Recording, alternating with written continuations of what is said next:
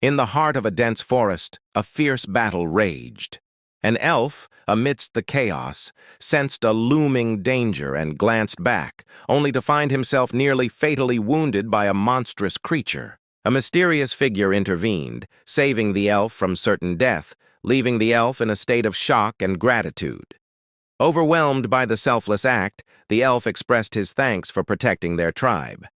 As a token of appreciation, the elf offered the rescuer a special gift, introducing him to his sister.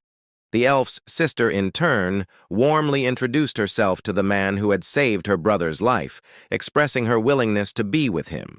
As time unfolded, the community rejoiced, their happiness evident as they witnessed the blossoming relationship between the man and the elf. The culmination of their love story arrived in the form of a wedding ceremony, where the elf, radiating joy, exchanged smiles with her beloved. Together they walked hand in hand, symbolizing their unity and commitment. The man presented her with a ring, a symbol of their eternal bond, and they were pronounced happily married, sealing their love in the presence of their community. Suddenly, a voice shattered the idyllic scene, commanding everyone to stop. A spotlight illuminated the speaker, revealing that the entire sequence was merely a scene from a game they were observing. The speaker emphasized that Aries was not just a game, it was an entirely new world. The audience was taken aback, realizing that what they had perceived as reality was, in fact, a meticulously crafted gameplay experience. Some initially mistook it for computer-generated imagery due to its lifelike quality. The host then revealed that Pureum Co. Ltd. Had transcended the boundaries of realistic gaming by creating an entirely new world powered by a super artificial intelligence. This divine being, known as the God of Aries, evaluated each user and bestowed abilities based on their achievements within the game. Those who received a revelation from the God of Aries would gain extraordinary powers and the opportunity to become heroes, earning fame and glory. Players could even establish their own factions and rule as kings, achieving anything they could in the real world. The crowd erupted in excitement, captivated by the game's unparalleled quality and the boundless possibilities it offered.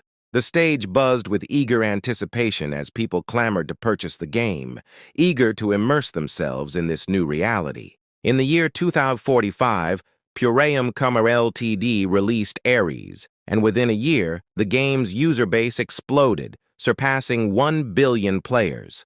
One player remarked on the game's realism, noting that their real-world physique was reflected in their in-game avatar. Another player pointed out an event that had been present since the game's initial release, a challenge to break a dummy in 10 hits. Despite 1.2 billion attempts, no one had yet succeeded. One of the players commented that 10 hits seemed sufficient to break the dummy, but his companion countered that even gold medalist athletes had failed to do so, generating significant buzz around the challenge. A voice from behind urged them to move aside, and they turned to see Madoseok, renowned as the strongest man among primates. Madoseok declared his intention to break the dummy, his imposing size leaving onlookers in awe. Some speculated that he could defeat a bear with his bare hands. Madoseok prepared to strike, the dummy appearing small in comparison to his massive frame. He hoped to justify the 50 million won he had spent on a VVIP capsule. With a mighty roar, he unleashed a powerful punch, sending the dummy flying backward. The team leader, observing from the sidelines, wondered if Madoseok would finally succeed.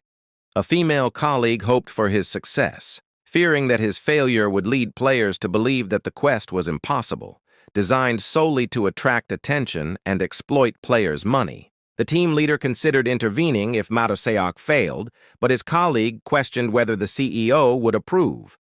Meanwhile, Madoseok, drenched in sweat, was stunned to realize that he had failed the quest. The two team members knew they were in trouble and anticipated a flood of complaints. They decided to grab dinner first, hoping to delay the inevitable. Just then, another team member called, announcing that another challenger was approaching. The team leader turned back, curious. A man stood before the dummy, holding a sword. The female colleague noted that he was wearing basic gear and wielding a sword from the cash shop. The two decided to ignore him and proceed with their dinner plans as the man prepared to draw his sword. He focused his mind, and suddenly a tremendous explosion echoed through the area.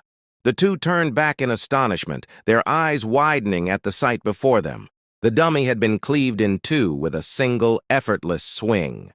The man received a reward of +5 to all stats and 200 fame for his accomplishment. The two team members were dumbfounded, unable to believe that someone had finally completed the challenge. They stared at the man in disbelief, noting that he appeared to be an ordinary person. Then, the team leader noticed something and began searching for the grade of the man's sword. The female colleague was speechless when she saw the results. "The result is strange," she said, and the team leader agreed that it would be even stranger if it weren't. The sword was revealed to be an epic-grade weapon called Daylight. The team leader was astounded, struggling to comprehend how an ordinary-looking player could possess such a rare and powerful weapon. He wondered, who in the world is that guy? In the dead of night, the rhythmic clang of a hammer echoed through the darkness, accompanied by the flickering glow of a burning fire. A lone blacksmith toiled away, shaping metal with focused intensity, his movements precise and deliberate. Suddenly, a figure emerged from the shadows, drawn by the sounds of labor. It was a man overcome with emotion, tears of joy streaming down his face as he recognized his long-lost father. As the son approached, his father turned, his voice raspy as he spoke, "It's still hot!" A wave of fear washed over the son as he noticed the intense heat radiating from his father's body. In an instant, the blacksmith was engulfed in flames, the fire consuming him entirely. The son cried out in horror, urging his father to escape the inferno, but the blacksmith remained motionless, a tragic figure consumed by the blaze. The son awoke with a start, the chilling dream still vivid in his mind, a recurring nightmare that haunted his waking hours. In the sterile environment of a hospital room, a man sat glued to the screen, engrossed in a live Ares game broadcast. He lamented the seemingly insurmountable challenge of breaking through the game's dummy using brute physical strength. Just then, a figure approached, his face marked by a network of scars, a testament to a life marked by hardship. The man recognized him and offered a warm greeting. He voiced his frustration, complaining about the scar-faced man's absence during evenings due to work commitments and his refusal to allow visits to his ailing father in the hospital. The scar-faced man inquired about his desires, prompting the man to retort with a question of his own, questioning whether the heavy clothing was causing discomfort in the heat. The scar-faced man's expression darkened, annoyance flickering across his features. He issued a veiled threat, questioning the man's desire to meet an untimely end. The man quickly apologized, steering the conversation back on track, inquiring about the scar-faced man's familiarity with the game Ares. The scar-faced man admitted his ignorance, eliciting disbelief from the man, who proceeded to explain the game's unique event, one that had yet to be conquered by any player. He highlighted the grand prize, a VVIP game capsule valued at an astounding 50 million won. The man proposed they attempt the challenge together, but the scar-faced man expressed skepticism, citing the countless failures and questioning their odds of success. The man countered, acknowledging the difficulty but emphasizing that it was not an impossibility, particularly when it came to breaking the dummy, suggesting the scar-faced man possessed a unique advantage. The scar-faced man's confusion was evident, prompting the man to later showcase a standard game capsule with a staggering price tag of 10 million won. The scar-faced man was taken aback, struggling to comprehend the exorbitant cost and the fact that millions were actively participating in the game. The man justified the expense, highlighting the potential to trade in-game items for real currency. With the explanation concluded, the man inquired whether the scar-faced man was prepared to embark on this virtual adventure. The scar-faced man's demeanor shifted, his tone serious as he questioned the origins of the capsule. The man dismissed the inquiry as irrelevant, urging him to focus on the potential profits they could reap. The scar-faced man pressed further, seeking assurance of guaranteed earnings, dismissing the entire endeavor as reckless. The man vehemently disagreed, framing it as an investment with promising prospects. The scar-faced man challenged him, demanding a rationale for such optimism. The man leaned in, lowering his voice as he revealed the existence of the blacksmith class within the game. He declared that Kang Hyun-soo, the scar-faced man, was the sole heir to a world-renowned master craftsman, emphasizing that breaking a wooden dummy should be well within his capabilities. Kang Hyun-soo, intrigued, questioned the true nature of the proposition. He reached up, removing his cap, revealing the extent of his scars, a stark reminder of a traumatic past. The man recoiled, witnessing the full extent of Kang Hyun-soo's disfigurement for the first time. A flashback flooded Kang Hyun-soo's mind, transporting him back to a scene of chaos and destruction. He was running amidst a raging fire, desperately searching for his father.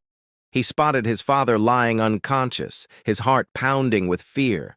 Driven by filial love, Kang Hyun-soo charged into the inferno, determined to rescue his father. He managed to hoist his father onto his back, tears streaming down his face as he struggled to carry him to safety. They barely escaped with their lives, but his father never regained consciousness. The mounting hospital bills plunged them into poverty, forcing Kang Hyun-soo to work tirelessly to make ends meet. For a decade, he followed in his father's footsteps, swinging the hammer and forging metal, the tools of his trade. But now, his right arm had lost its strength, rendering him unable to continue his craft. Tears welled up as he dropped the hammer, the weight of his physical limitations crushing his spirit. He expressed gratitude to his friend for his unwavering support, but insisted on handling his own burdens. He urged his friend to return the capsule, deeming the 10 million won investment a reckless waste. His friend retorted, questioning Kang Hyun-soo's own sanity, pointing out his meager earnings and the ever-looming hospital bills, questioning how long he could sustain such a life. Kang Hyun-soo remained resolute, opening the door to leave. His friend, losing his composure, erupted in anger, reminding Kang Hyun-soo of his lifelong dream of becoming a blacksmith. He vowed to take responsibility for the financial burden, pleading with Kang Hyun-soo to trust him, just this once. Kang Hyun-soo stood speechless, the haunting dream of his father engulfed in flames replaying in his mind, uncertainty clouding his judgment.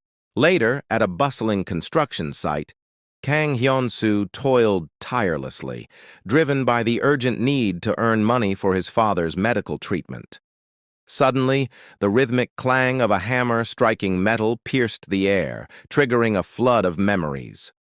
He recalled his own days at the forge, the familiar sounds and sensations flooding his senses. He couldn't shake the words his friend had spoken earlier, the promise of a chance to reignite his passion and alleviate his financial woes. Finally, he succumbed to the temptation, returning to the capsule. With hesitant movements, he opened it and stepped inside, donning the virtual reality goggles. A synthesized voice greeted him. "Welcome to the world of Aries."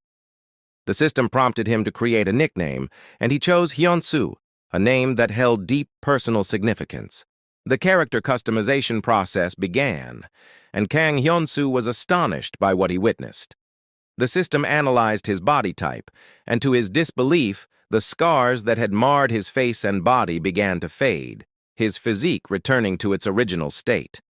The system inquired whether he wished to proceed with this restored appearance, and without hesitation, he affirmed his choice. The system initiated the server search, and Kang Hyun-soo realized that not only had his scars vanished, but his arm had also regained its strength. Overwhelmed with joy, he reveled in the sensation of physical prowess once again. He vowed to repay his friend's generosity, determined to earn back the 10 million won. Meanwhile, in the distant Barden's territory, within the confines of Len's Blacksmith, an elderly man labored tirelessly. He muttered to himself, vowing not to give up, determined to surpass his instructors and forge a sword superior to his rival's creation. He struck the metal with his hammer, each blow fueled by anger and frustration, chanting, "Just work!" Suddenly, a voice interrupted his concentration. "That's not how you do it! The old man whirled around, confused by the presence of an outsider, demanding to know what he had said.